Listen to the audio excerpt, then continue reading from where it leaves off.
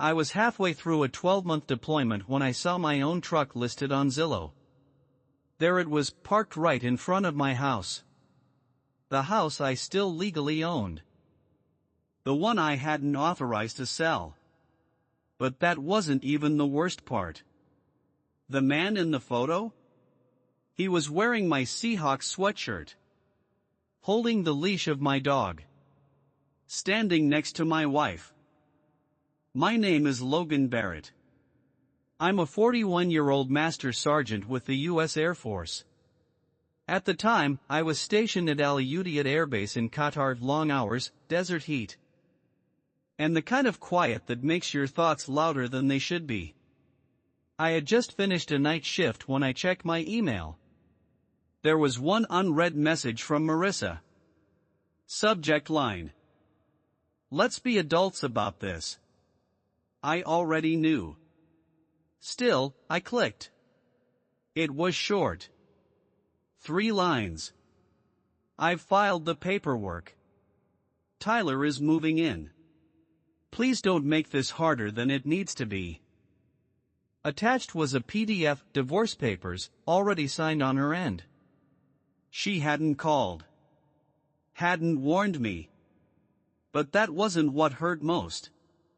She had already emptied our joint account. 8 years of savings gone. No explanation. No hesitation. I didn't reply with questions. I didn't beg or rage. I typed one word, understood. Closed my laptop. Took a cold shower. And went to work. Because when you've been trained to survive combat, you learn how to suppress the noise even when that noise is the sound of your entire life falling apart. But what Marissa didn't know is that I had already started preparing. And what Tyler couldn't have imagined is that I don't start fights. I end them. 6 months before deployment. I started noticing changes. They weren't dramatic. That's the thing about betrayal, it doesn't kick down the door. It slips in quietly and makes itself at home. Marissa stopped asking about my day. She'd come home later than usual, saying she picked up extra shifts at the clinic. Started going to the gym, but never seemed sore.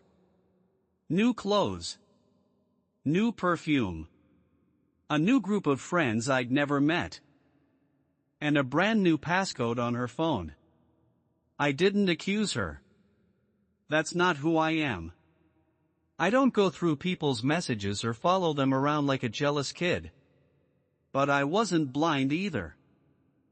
So I did what every soldier is trained to do. I made preparations.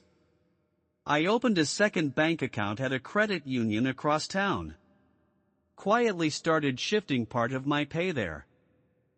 Not enough for her to notice, just enough that if things ever went south, I wouldn't be starting from zero. I rented a small storage unit under my cousin's name. Moved in a fireproof box that held my military documents, my mother's wedding ring, and the silver pocket watch my dad wore every day for 40 years until the morning he died. I printed out every document that mattered, the deed to the house, the VA loan approval with only my name on it, copies of our insurance policies, even screenshots of our joint accounts. None of this was revenge. It was insurance. I hoped I'd never need it. But I've seen what happens when you trust the wrong person too much and prepare too little. In the military, they teach you. If you fail to plan, you're planning to fail. That applies to marriage too. Especially when your spouse starts treating you like a stranger in your own home.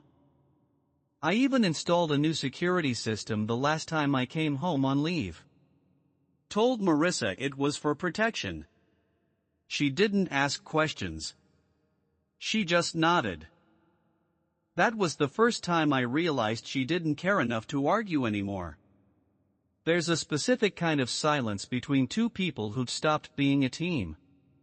And the scariest part? You don't always notice it while it's happening. You just wake up one day and realize the person who used to feel like home, now feels like someone else's landlord. If you've ever had that moment, you'll know exactly what I mean. So I kept quiet. Smiled when she hugged me at the airport. She said, "Stay safe, Logan."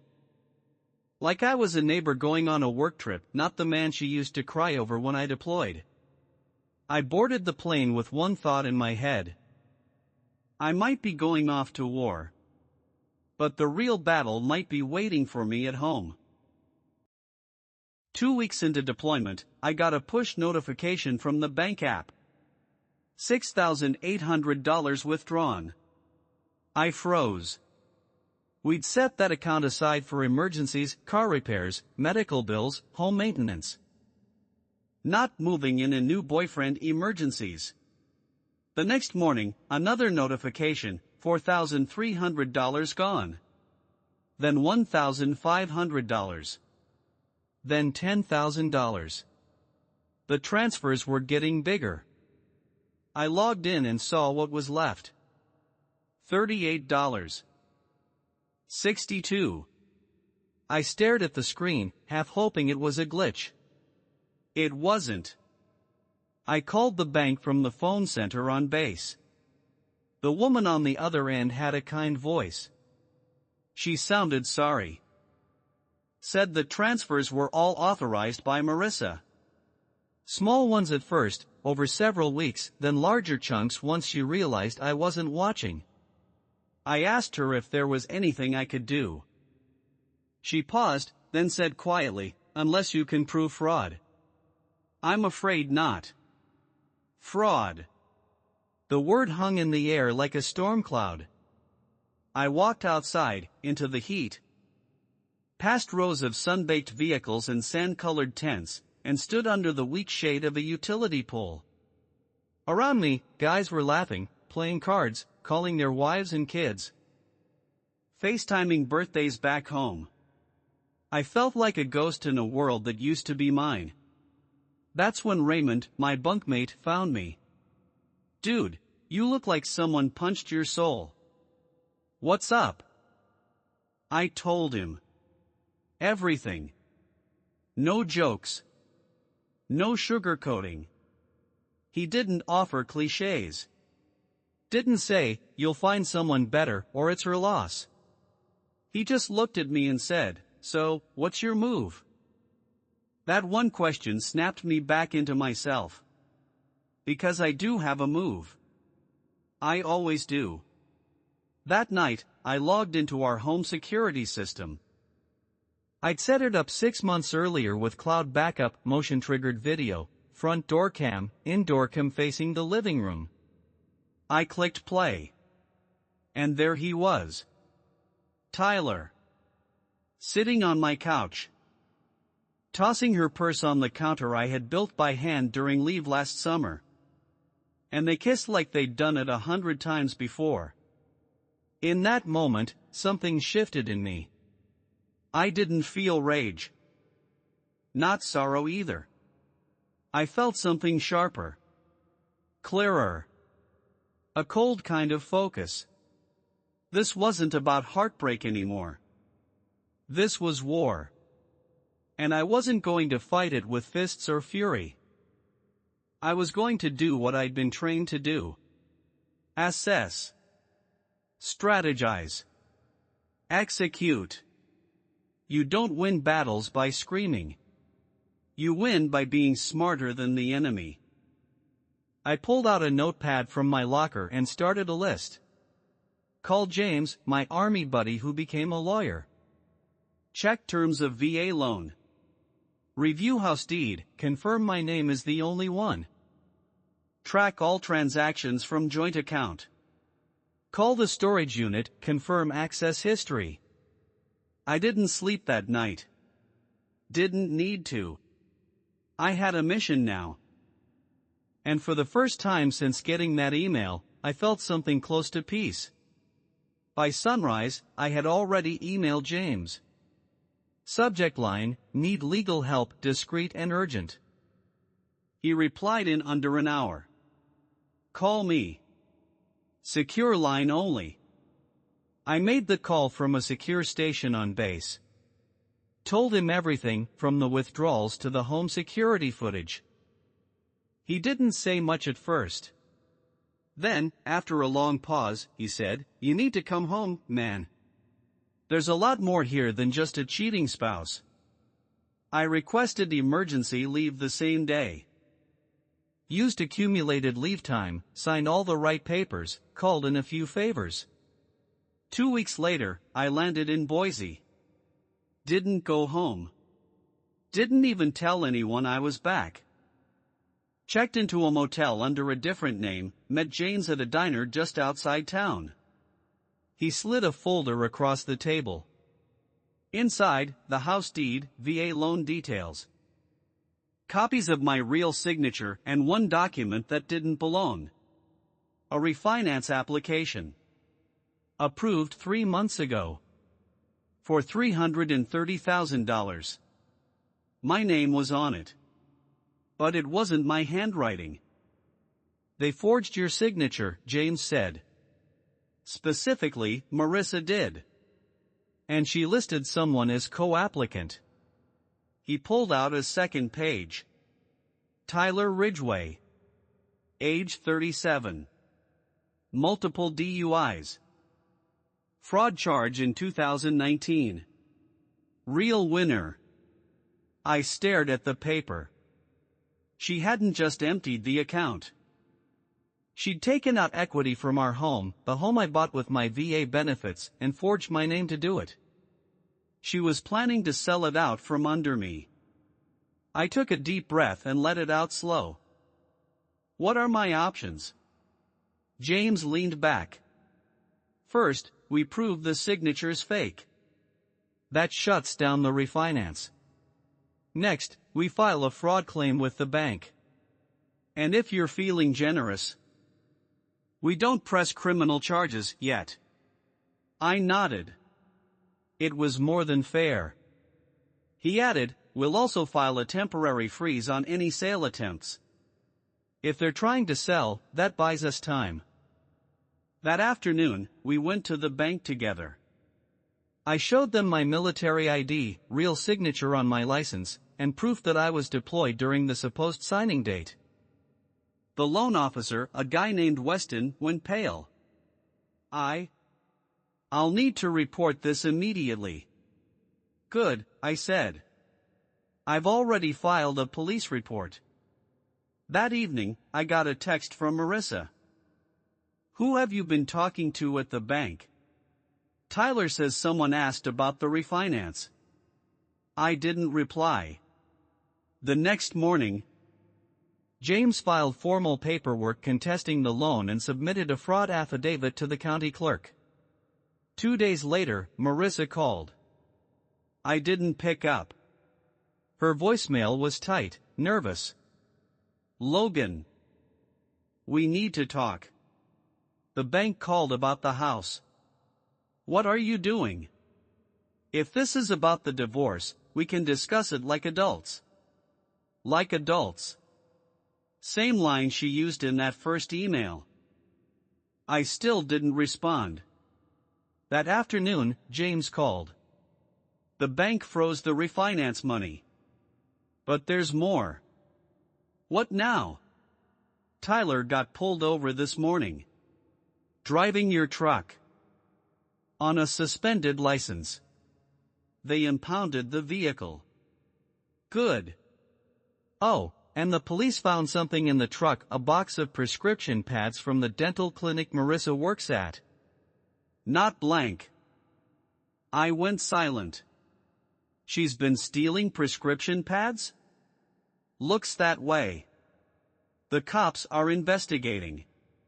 I sat on the edge of the motel bed, staring at the floor. This wasn't just betrayal.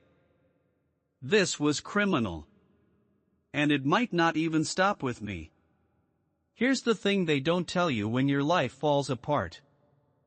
You can either collapse with it, or you can build something sharper from the wreckage. I chose the second.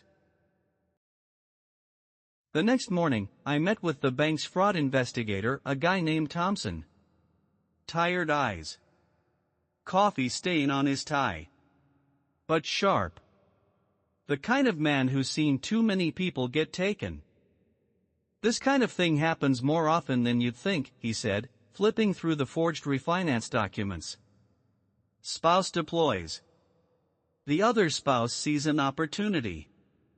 It's sad, but not rare. What happens now? I asked. We've frozen the account. But some of the money's already gone. How much? He hesitated.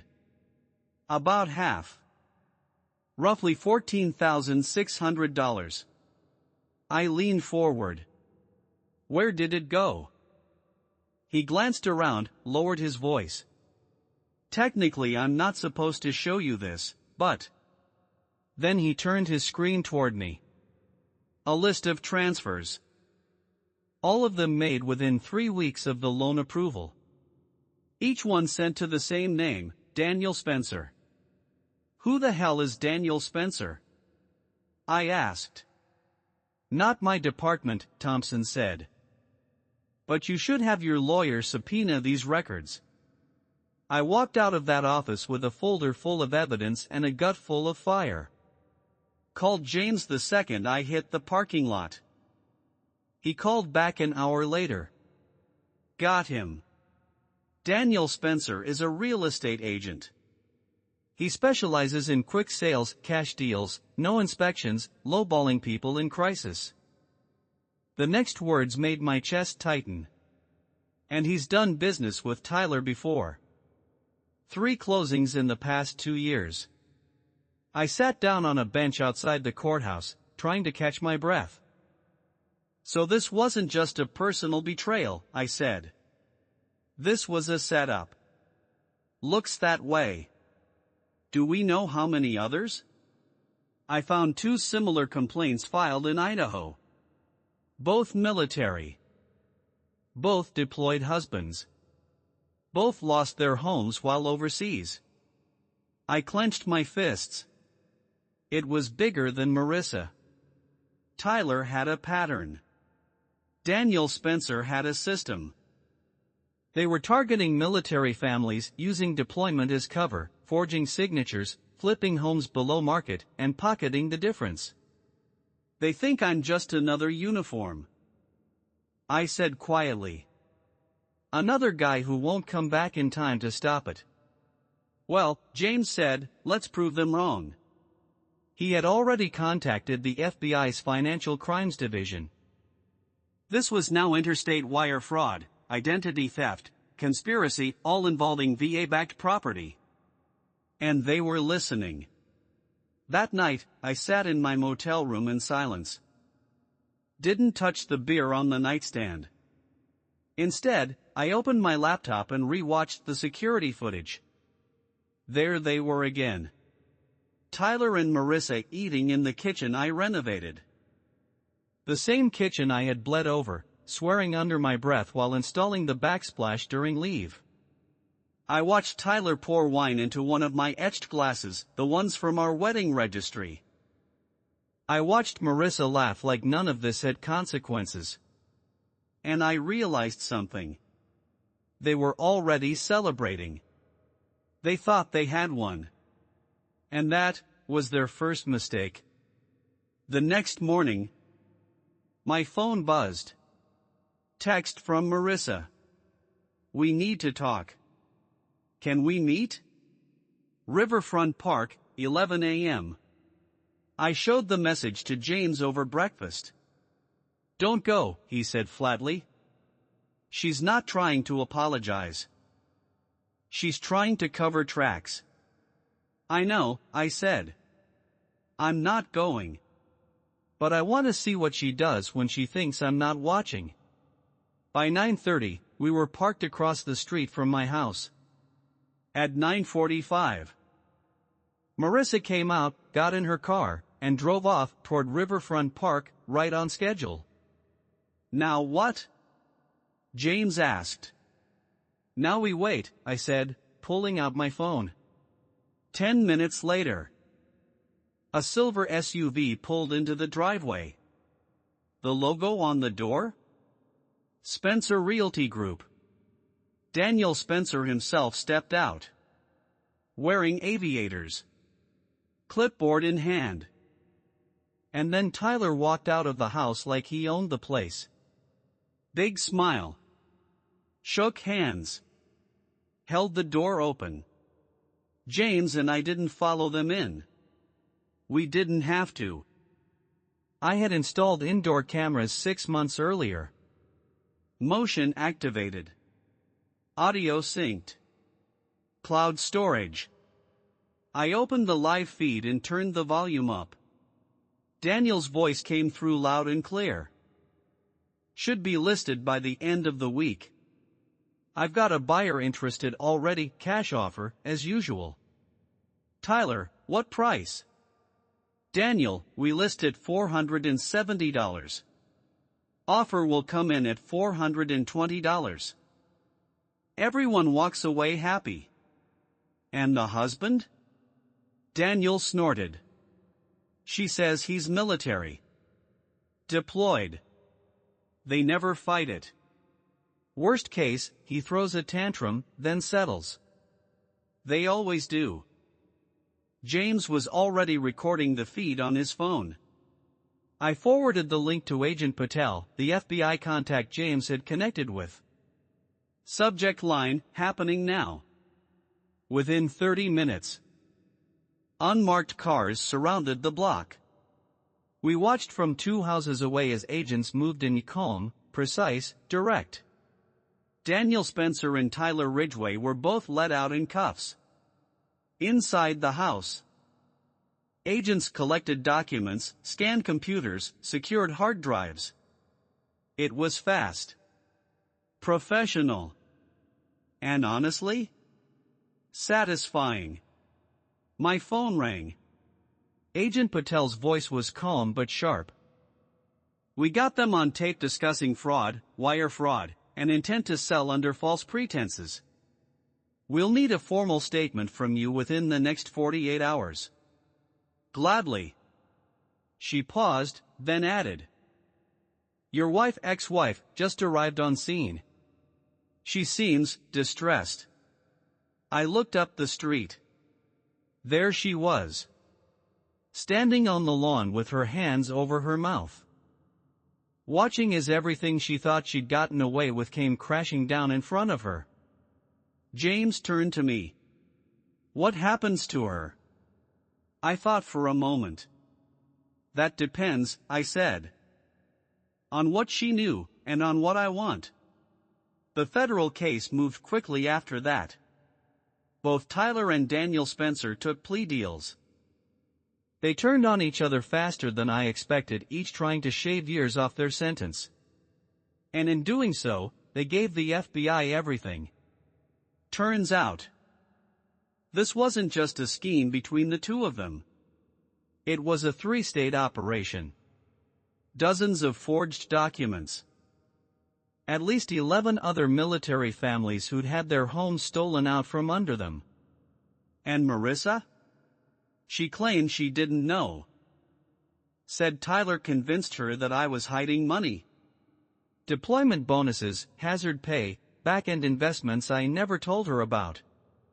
And the truth is, it wasn't the first time she'd brought that up. Back when we still lived in Boise, she once asked why I had a separate email just for military matters. Why she never saw the statements from my overseas account. I brushed it off. Told her it was standard procedure. That there was nothing to worry about. But maybe that little seed of doubt never really went away. Maybe it just sat there. Quiet, buried. And maybe Tyler knew exactly how to dig it up. And turn it into something poisonous. She said the refinance idea was his. That she just signed where she was told. Maybe that's true. Maybe it's not. I let the FBI decide. Agent Patel said the case against her would have been hard to prove. There was no direct evidence she knew about the forged paperwork. and her full cooperation helped build the federal case. "We don't need her behind bars," Patel told me. "She gave us everything we needed to put the real architects away." She was never charged. But she did agree to the following: full restitution of the money stolen, forfeiture of all claims to the house and my military pension, a signed affidavit admitting to the forged signature. In exchange, I didn't press criminal charges. I thought I'd feel some kind of satisfaction. But mostly, I just felt done. 6 months after that email in Qatar, the divorce was finalized. No court battle. No more fighting. Just closure. On the day I signed the last document, Agent Patel called. "Thought you'd want to know," she said. "Tyler Ridgway was sentenced to 8 years for fraud, identity theft, and conspiracy. Daniel Spencer got 12. I thanked her. Then she added something else. "We found evidence they tried this with 11 other families. But your case, your footage, your records, that's what tied it all together. You didn't just save your own home, Logan. You saved theirs too." I didn't know what to say. So I didn't say anything at all. Just sat on the porch of my new place, a small rental on the edge of town, and watched the sun go down.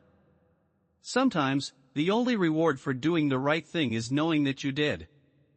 A year later, I sold the house in Boise. I couldn't stand the memories. The walls felt like they were still whispering her name.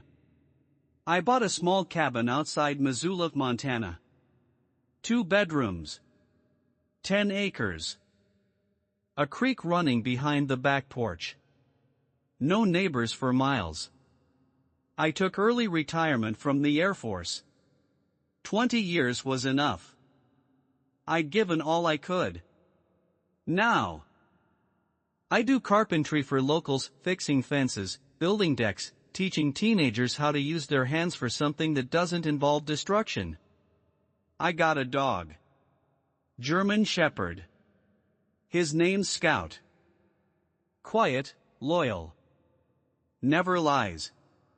One evening, I got a letter in the mail. Return address, Fort Worth, Texas. Inside, a handwritten note. You don't know me. But you saved our home. My husband was deployed when they tried to scam us, just like you. The FBI said your case exposed the entire operation. Thank you. You didn't just fight back. You fought for all of us. I read that letter twice. Then pinned it to the fridge. And every time the silence gets a little too loud, or the memories creep in when I least expect them, I look at that letter. And I remember. Sometimes the strongest thing you can do is not to scream, or beg, or get revenge. Sometimes it's just to outlast the people who tried to break you. To rebuild quietly. Brick by brick. On ground that no one can steal from you again.